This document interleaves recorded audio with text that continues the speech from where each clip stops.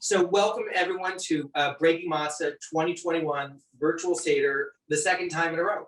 Woo, woo. I think it's definitely, before we start, I will make an acknowledgement. We talked about this last year. It's been a very challenging year for many people in many ways. And each of us in our own way have had our own personal suffering and community suffering. And so for those that are not here, for those who are here with suffering, we send our prayers and our blessings, as each and every one of us, I'm sure, has done in our own way over the past 12 months. But now, starting now, this is 30 minutes of just joy and just being here. So I promise you the next 30 minutes we'll be here. We'll be happy, healthy, and safe, and hopefully learn something and share something. So interestingly, a little over a year ago, I said to my team, they said, let's do something virtual. And I said, no. And then obviously circumstances changed, and then we did. And since then, we've probably done many virtual events, both for Passover, for Hanukkah, for Seder. I'm so grateful to Caroline and Lucy for participating. And I'm incredibly grateful to our team, Kim and Mark and Lynn and Valeria and the rest of the Breaking Matzo team to bring this together. Before we start, I'd like to start and say, last year, I was so proud to announce that we had launched our cookbook, Magical, Meaningful, and Memorable. And only with the grace of God and the benevolence of my mom from heaven, we actually got the International Cookbook of the Year. And so if you haven't got it, you can get on the website. And for those who would like, if you send Kim a picture of you and tonight, your Seder, I'll send you one for free, and I'll sign it to you and your family if you send that to Kim. And then the other thing I'm proud to announce, we partnered with Breaking Matzo and Photo Butler. And Photo Butler is a company that I started to bring a virtual Passover and virtual bar bat mitzvahs, and to help everyone share their photos and connect their family, even if you're not together. If you have a bar mitzvah or a Seder, your friends and family around the world can share the photos and then create these incredible cinematic movies. Can you play one, Kim? Are you able to do that now? Kim? Hi, Andy. I'm just having some technical difficulties. We're trying to get it straightened out. Sorry. Okay. Well, hopefully you can do it by the end. Anyway, we'll send it out. So super fun. So download Breaking Matzo photo app. It's a free app. The videos are free. It's a fun way to have a celebration. And so I'm proud that we were able to come up with additional innovation to be able to help bring people together. So if we're not able to show it now, maybe at the end, or we'll send an email with some stuff. Typically, it's super fun to celebrate in person. And these days, people are going to be a little more virtual in different ways, and people are traveling. So for me, I believe that the planet rotates on two axes at any point in time, and we all have moments. And I believe moments can become a memory if you imbue it with meaning. And to me, a photo is a way of capturing a moment, imbuing it with meaning, it becomes a memory. And so, I just like to do things because that's the type of person I am. Let's just do a quick selfie here of us. Caroline, Lucy. Here's Caroline, Lucy. Awesome. Okay, so now that we got that out of the way, we played the 4 questions, which was also last year the first time in the history of the universe that we had the 4 questions done of people of all generations.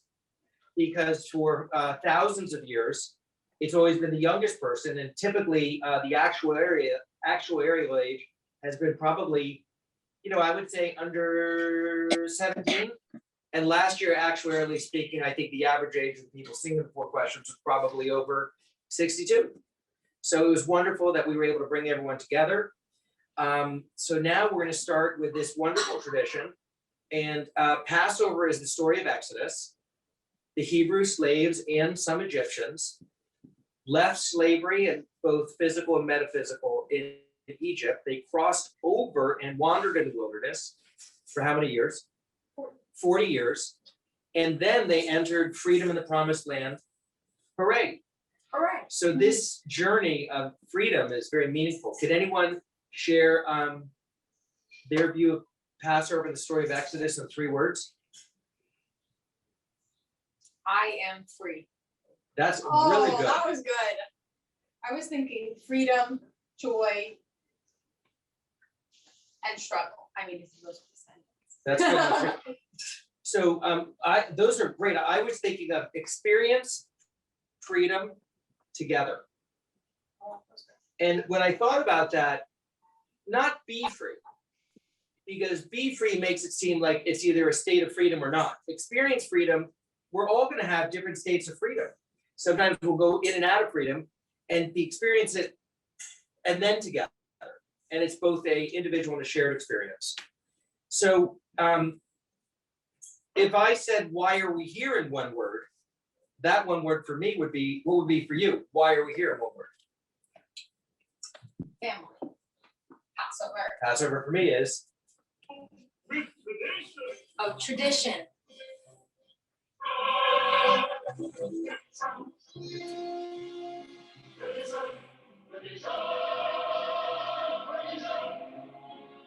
So now we have a tradition that we're going to go through. Caroline and Lucy, would you like to describe what's on the table? And you can go over a few minutes, tell people what's on the table, and maybe focus on the Seder plate. What does Seder mean? Seder means order, and we have a Seder plate. I don't know if Lucy, can you grab it with me? Well, you can just point to Or it. you just point to it. Or we have a Seder plate here. We have an egg on the Seder plate, which represents birth and springtime and new life. In any particular treatment of the egg? It's a roasted egg. Roasted. Why do you think that? Why is it roasted and burnt? I forget. Cycle of life, and it is a birth and also a little burnt. And so as you go through, not everyone makes it through the cycle of life. Yeah. Not everyone gets through freedom. And at the same time, when you go from slavery to freedom, you leave a little bit of yourself there. Yeah. There is a lot of sweet and sours, sweetness and remembering still the struggle in the Passover kind of story. What else do we have? We have some parsley, also for springtime. We have some horseradish for that bitterness of slavery. We have some, let's see what else. We have a lamb shank to represent the lamb and the sacrifice before the slaves were able to leave Egypt. And we have an orange, or first we have some haroset as well. And we have a bunch of different types of haroset, and that's to represent the mortar between the bricks of building the pyramids. So can we bring a camera over there and have Caroline talk about the haroset? Sure. Caroline, Lucy, want to go over there? We can tell a little bit about them? Yeah. Okay.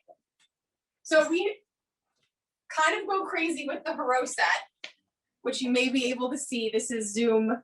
This is the good thing about Zoom. So we make a couple different types. There's the Ashkenazi This is more than a haroset. couple. Yeah, this is more than a couple of 2 to 3. This is more than a few. We have Ashkenazi haroset, which is the more traditional kind, but we've also made a lot of other ones that are on breaking matzah, and we've done some videos with them that are really good. We can point out some of our favorites. There's Italian haroset. We have haroset inspired by Curacao. We have haroset inspired Indian Jews. Spanish Sephardic haroset, Iraqi haroset, Yemenite, and Piedmontese. I'm a big fan of the Chinese haroset. It's sweet, sticky, and delicious. Yeah. So for us, people of many flavors sharing a common purpose. So Jews around the world share a common purpose. And as we go into the flavors, you can see how different they are, both visually and taste, yet they're also the same because they share the same experience Yeah. of bringing sweetness and significance into our life. So thank you for sharing that. The next thing we We have, also have an orange on the Seder plate now. and why do we have an orange? I'll say it. A conservative rabbi once said, Abraham Joshua Heschel and his daughter. a woman will be a rabbi when an orange is on the Seder plate, as if it were When pigs fly. never going to be a possibility. So we put an orange on the Seder plate because to represent With his Okay. daughter, yeah. Yeah. His daughter said, so equality. we talk about the importance of women. We write about that. Women It's the whole Bible with, in the Passover story, what's some significant contribution really that we wouldn't be here if it weren't for women? Who are the women that made it happen? Well, we have Moses' mom, Correct? Miriam, Miriam, who saved, and we have the woman who drew Moses out of the river, Pharaoh's daughter. Pharaoh's daughter. His Pharaoh's daughter, her name. And interestingly, her name, she is a tzaddik. So even though she wasn't of biblically based Hebrew descent, the idea that freedom is available to everyone regardless of your background. So she was rewarded in the heavens by being a tzaddik for taking care of Moses, and actually knowing that he was Jewish, well, not Jewish, but Hebrew slave because he had a blanket. So she took a tremendous amount of sacrifice. She was a ruler's daughter and still took a stand because she knew what was important. And then there's Fidya, there's the maidservants that took care of him. So actually, as an aside, and a significance, I love being together with my daughters, and I talked to both my brothers today. A different conversation, but just putting it out there. Who were the first siblings in the Torah? Cain and Abel. How they get along well or not so well? Not so much. Not so well, right. Carolyn and I get along. with Right, and each then does any remember other siblings, like any other siblings you remember? And Joseph and his siblings. how'd they get along? Not so well. Not so well. Does anyone remember any other siblings, like Jacob and Esau? Esau. Yeah. They get along? Yeah, they get along? Not so well. Not so well. So basically you had sibling and family fighting, and how did Moses, Aaron, and Miriam get along? Well. Well, so that's the story of family togetherness. And if you're together with your family, particularly your siblings, no one can stop you, and you can go anywhere, including freedom. Okay. That's nice. So, are we talking? And maybe I'll do a little telling. Sure. What is a Haggadah called? What does a Haggadah mean? Order. Seder is order. What does Haggadah mean? To tell. To tell. The story. So this is our Haggadah. We do a new Haggadah every year. This is 2021, and this is my family's oldest Haggadah. Wow. So this is from the 1950s. Wow. My family and Wolf Kelman, who was a baby in the picture. Anyway, stories and stories. So maybe we do the very interesting cleansing that we have. Oh, we should have some wine. Yes. Let's do that. Caroline, want to do the candles? Sure. Right here. Perfect.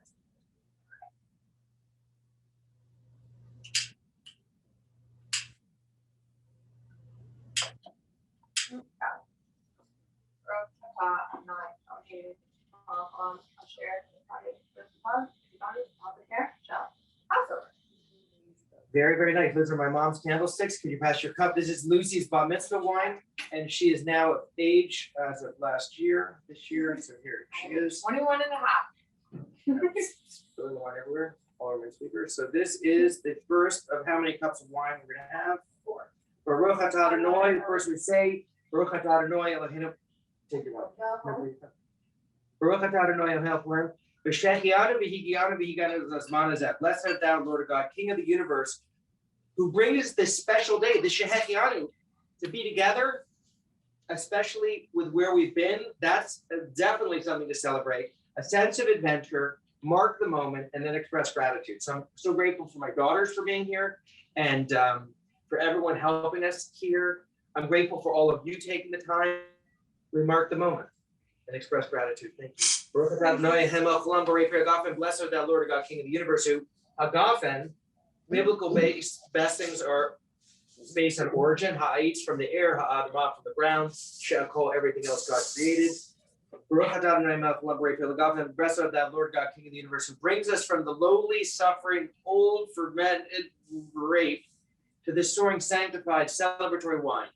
In every moment of celebration, we acknowledge the suffering we had before. And this is a celebratory wine from Jerusalem, Le Petit Castel, very, very beautiful. So with that, l'chaim. L'chaim. So I wanted to share something I studied this week with my rabbi. I don't know how many people are aware, but when the Israelites, when the Hebrew slaves left Egypt, are people aware they were able to take gold and silver with them from the Egyptians? Does people know that or not? No. It's very interesting, and there's a lot of discussion how and why that happened. And I'm not going to get into all the details, but I will just go into what happened to the silver and gold. Does anyone remember what they did when they were about to get the 10 Commandments at Mount Sinai? Does anyone remember them building something out of gold, like maybe an animal or something?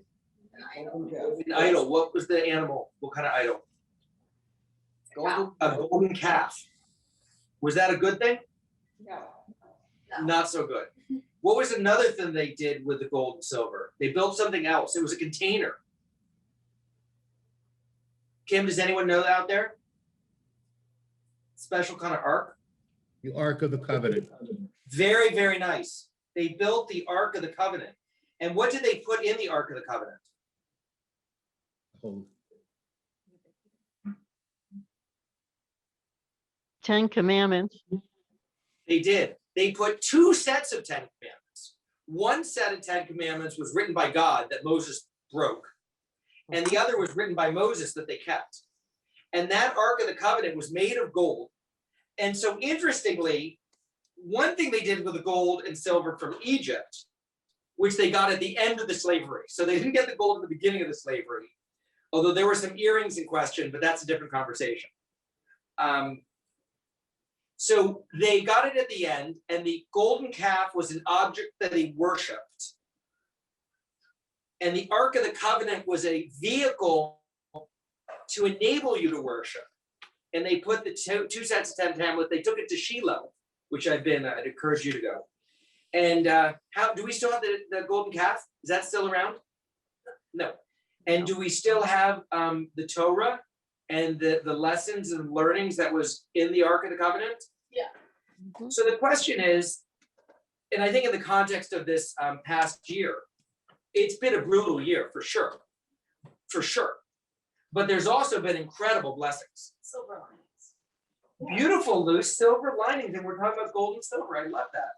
So anyway, the question is, what is the gold and silver that you got of this year? And how are you going to invest it? How are you going to use it? For what purpose? Are you going to build a golden calf, which is momentary, fleeting, and ephemeral, and really not that productive? Or are you going to create an Ark of the Covenant to help you and future generations and generations to learn? So I'm going to weave that question with the other question that I wanted to ask, which was, let's make positive again. Positive over the last year is the negative scientific principle that's been misappropriated during the English language based on English literature. And so when we had Miriam and we reached the wilderness, what did Miriam do? Does anyone remember? Did she dance? She danced. And she not just danced, but she did what? She sang. And played her timbrels. And she had joy. So my question for everyone, and we'll open up to the audience, we do have still some time, is what is some gold and silver this past year, and how do you plan to use it? The other question you could ask is, how do you celebrate and enjoy? So now that, listen, there's vaccines and therapeutics, and we're so grateful to all the policemen, women, and firefighters and healthcare and frontline workers. My daughter is a doctor, and she helped people, and Doctor and many doctor training. And we're so grateful to the government and our leaders and our pharmaceutical and all these amazing people. Tremendous amount of contributions. Here we are. We're in a dramatically different situation than we were a year ago. So as we look forward to the new normal, whatever the time period is, we're going to celebrate. There's going to be some joy. What is some of the joy that you're most looking forward to? So what's some of the joy you're looking forward to? What's some of the lessons and the way that you're going to use your gold and silver to create, a lifetime of learning? So I'll open it up first to my daughter. And while we're doing that, Kim, the people in the audience can also participate. Yeah, that'll be great. Caroline? Repeat the question. So I think thinking about some of the gold and silver that I'm taking from the year, I feel like this is such a good example. We've learned like this whole new way to use technology with Zoom, with FaceTime, with Skype, with WhatsApp, with whatever you use. And I know for me, I've been able to talk to friends who, I don't get to see very often. We might not live in the same city anymore, but we've gotten to do, FaceTime calls and Zoom calls or talking to my, friends, family. And luckily we're together, but when we're not together, we also Zoom. And so I feel like that's just been so nice. And it has helped me realize like we don't need to end that just because some of the circumstances are changing. It's still been such a nice way to talk to people who I don't see and just like create a lot of connection. It doesn't have to be something that we kind of leave behind. So I'm looking forward to keeping that in the future, keeping those kind of video calls and other ways to connect. Thank you. Lucy, any gold and silver that you want to share and how you may use it? I would say this year has allowed me to have more time to kind of think about what I'm interested in and what excites me to do and what I'm passionate about. I think I've used all my free time. I'm actually on a gap year, so I haven't been taking classes, so I have more time to kind of pursue my various interests. And I think I've discovered things that I really want to spend more time working on, looking into. And those are kind of lessons I'll take with me from this year, kind of about what I'm excited and interested in. I've learned a lot about myself. Thank you. That's awesome. I've enjoyed Zooming with you guys. You know, for me, I would say that I had some rigidity, still do it a little bit, but before I would often say no and then say why. And over the past year now, I'm like, why not? Wow. And so, you know, the fact that we're doing this virtual, like our Seder used to be and will be again, but we've been accustomed to 24 people. And now it's smaller, but I'm still even more excited in many different ways. Doing Zoom and Zoom for funerals, sadly, but for Seder and for a whole variety of other things. So anyway, I've been more of a why not. Kim, do people have anything that they want to share? Some of the gold and silver or so celebration. For me, celebration is cooking with Caroline and Lucy, making chopped liver chocolate mousse cake. And anyway, Kim, open it up. Yeah, if anyone would like to participate, feel free to unmute yourself and talk with Andy. So I'll kick it off. And I've known Andy a long time. He's been a He's great my singer. brother. He was probably singing. Yes. I'll say, you know, obviously COVID has been a tremendous loss for a lot of people and a lot of hardship. But to what Caroline said and Lucy on silver lining, it's also been, I think, the most incredible thing because it's caused all of us, or certainly me, to realize what's important. Health, family, you know, religion, and the amount of family time that we've been able to enjoy. The fact that we're working from home, you're not commuting on the train, and you're actually able to eat dinner together with your kids. My kids, I discovered I have a wife, I have 2 boys, and I actually can see them, you know, during the weekdays. Those are things that sadly we couldn't experience before. So while we certainly know people dear to us who have, you know, passed on because of COVID, there's been a silver lining here that it's really allowed certainly our family and certainly me to reassess what's important and to actually spend a ton of time with family that would have never happened otherwise. So there is always some silver lining. So that's it from us. But Andy, thank you for hosting this event. You're welcome. Thanks, Thank you. Uncle Love you, Al. Alex. Kim, anyone else that want to add something? Anyone else that'd like to chime in?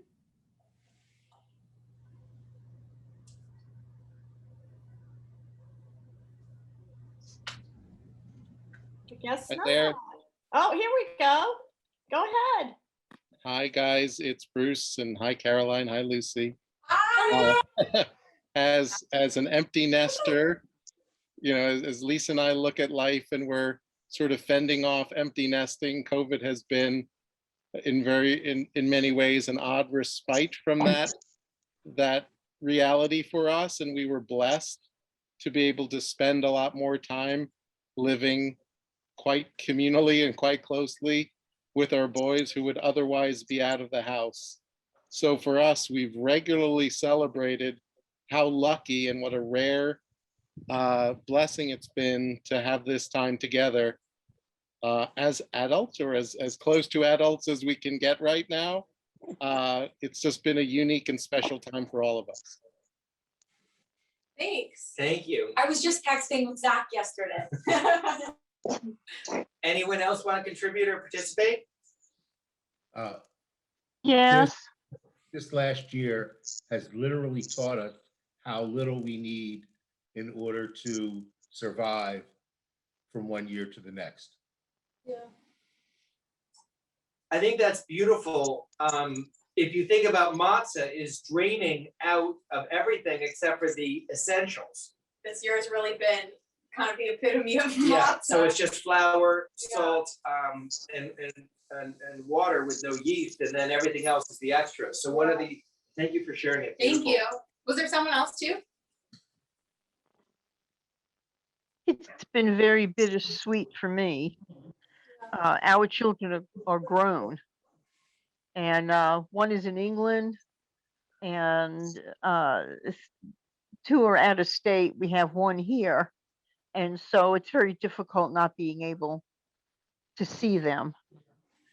But like, I'm sorry, I don't remember your name, but you said about Zoom and FaceTime. That's been a blessing.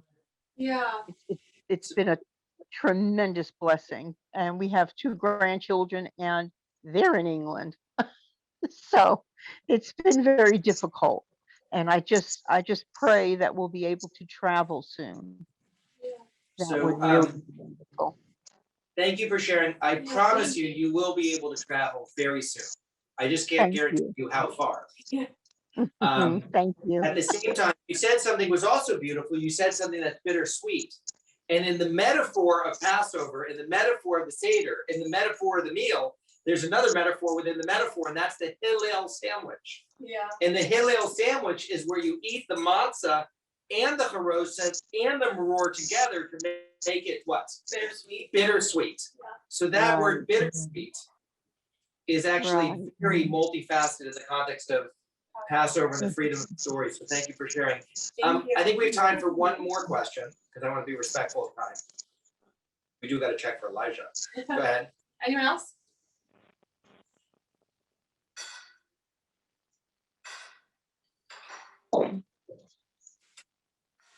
Okay, so in closing, as I said, if anyone downloads the Photo Butler app and sends a photo of your Seder and makes a cinnamony and gets it to Breaking Matzah at photos@breakingmatzah.com, I'd be happy to give you a cookbook and sign it for you and your family to make great recipes.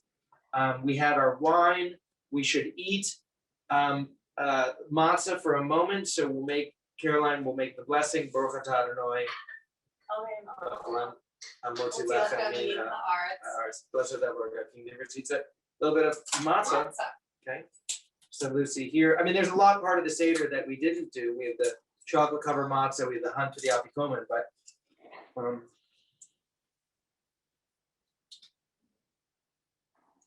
I think we have to wash our hands. Caroline, would you help me wash my hands? Mhm. This is the oldest. Thank you. Can I wash it again? Because there's two bodies of water from the past, the present, the future. I'll help you wash your hands. This has been in my family since the 1880s. This is the oldest ritual object that I have. And one more. Because you pass two bodies of water to go from Mitzrayim to Eretz Israel. And we need two bodies of water to go from past, present, and future. So in some ways, I'm actually kind of happy this is the second Zoom. Because we had life before COVID, then we had COVID, now we have life after COVID. And so this is part of that. The last thing that we're gonna do is we close, we should go check to see if Elijah's here. Caroline, do you wanna go check? And then maybe we'll get Valeria and Quincy coming in or something. Let's see if Elijah's here. So I wish all of you. Am I being wonderful followed to Seder. get Elijah? Keep the camera this way. And put it down and maybe you can come in. This is Quincy.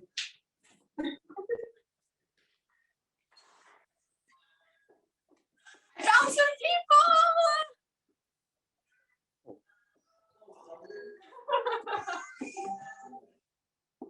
We found some people.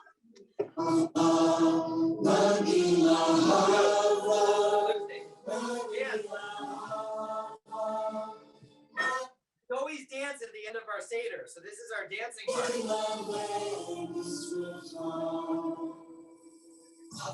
Thanks for joining.